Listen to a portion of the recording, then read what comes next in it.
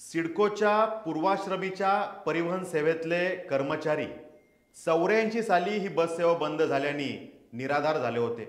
सातत्याने या विषयाचा संघर्ष त्यांनी स्वतः केला, अनेक कामगार संघटनांच्या माध्यमातून केला, पण मार्ग निघत नव्हता। या सगळ्या कर्मचाऱ्यांनी जेव्हा हा विषय माझ्याकडे आणला, आम्ही सातत्याने सिडकोशी पाठपुरावा केला, अधिकाऱ्यांशी पाठपुरावा केला, अनेक प्रकारच्या बैठका त्या ठिकाणी केल्या।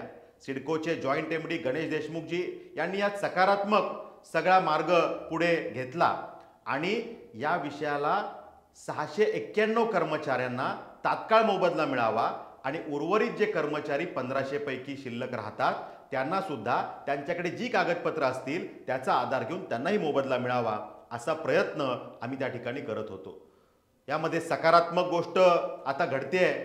ही फाईल सन्माननीय असीम गुप्ताजी ॲडिशनल चीफ सेक्रेटरी यांच्याकडे होती आणि याचा पाठपुरावा करून आता याचे आदेश सुद्धा निर्गमित झालेले आहेत आणि त्यामुळे सिडकोला आता या सगळ्या कर्मचाऱ्यांना चेक वाटप करण्याचा रस्ता मोकळा झालेला आहे।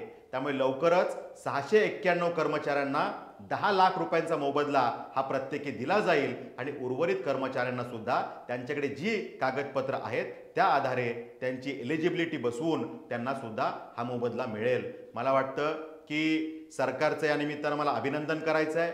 आदरणीय देवाभाऊंचं, आदरणीय उपमुख्यमंत्री महोदयांचं या निमित्तानं अभिनंदन करायचं आहे की जो प्रश्न 42 वर्ष प्रलंबित होता त्या प्रश्नाला आता वाट मोकळी झाली आहे आणि आमच्या कर्मचाऱ्यांना आता 10 लाख रुपयांचा मोबदला आणि न्याय मिळतोय।